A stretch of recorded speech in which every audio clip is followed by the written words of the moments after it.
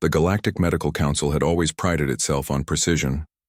For 3,000 years, the assembled species of the known galaxy had practiced medicine with calculated caution, following protocols that had been refined across millennia. Every procedure was performed with mathematical certainty. Every treatment administered only after extensive computer modeling predicted success rates above 97%. Then humanity arrived. Dr. Zenthkar, the Council's most respected Vorthak physician, watched the human delegation with barely concealed disdain as they presented their medical practices to the assembled representatives. The creatures looked so primitive. Soft pink skin instead of proper chitinous plating, inefficient bipedal locomotion, and worst of all, they claimed to practice something they called emergency medicine. You intentionally cut open patients without knowing the exact outcome? Zenthkar's translator conveyed his incredulity with perfect clarity. You inject substances into their bodies based on educated guesses? Dr. Sarah Chen, the lead human representative, smiled calmly. Sometimes, yes. When someone is dying, we don't have the luxury of running month-long computer simulations. We assess, we act, we adapt. The chamber erupted in shocked chittering, clicking, and the various sounds of galactic disapproval. The Etherian delegate's gaseous form shifted to a distinctly orange hue of alarm.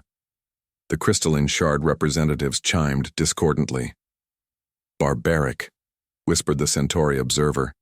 For the next several rotations, the human medical team was relegated to the lowest tier of the medical station, orbiting Kepler 442b. They were given outdated equipment and assigned to cases that other species deemed practice-worthy, minor, ailments with well-established treatment protocols. Dr. Chen didn't complain. She simply worked. Everything changed during the Proxima disaster. The merchant vessel Stellar Dreams had suffered a catastrophic engine failure while transporting a mixed crew of 17 different species. The explosion had sent radioactive plasma cascading through their ship's medical bay, creating injuries that the galactic databases had never seen before. 73 beings were rushed to the orbital station in various states of critical condition. Zenthkar stood frozen before the main diagnostic console, his compound eyes processing thousands of data streams. The computer models were running continuously, but each simulation yielded a different result. The injuries were too complex, too unprecedented. The system kept recommending observation and palliative care. Survival probability for patient 23, 12%. Recommend comfort measures only. Survival probability for patient 45, 7%. Recommend comfort measures only. Survival probability for patient 61, 4%. Recommend comfort measures only. In the lower bay, Dr. Chen was elbow-deep in the thoracic cavity of a Kethlaran trader whose internal organs had been scrambled by the plasma burst. She couldn't identify half of what she was looking at, but she could see what was bleeding and what wasn't supposed to be. More suction here, she called to her assistant, Dr. Rodriguez. I need to reroute this, whatever this is, around the damaged section. Her human team moved like a choreographed dance around patients that no galactic physician would touch. They cut, they stitched, they improvised. When they encountered an organ they'd never seen before, they observed how it was supposed to connect to its neighbors and did their best to restore that connection. Dr. Martinez was injecting a Vorthak patient with a modified cocktail of human medications and synthesized compounds from the station's database. I have no idea if this will work, she muttered, but his blood pressure is dropping and this is similar to what we'd use on a human with these symptoms. The Vorthak survived. By the end of the crisis, 67 of the 73 patients had survived. The galactic average for such complex cases was typically around 20%. The humans had achieved nearly 92%. Zenthkar found himself standing in the human medical bay, watching Dr. Chen suture a final patient. Her hands moved with practiced efficiency, but he could see the exhaustion in her movements, the weight of 36 continuous hours of surgery.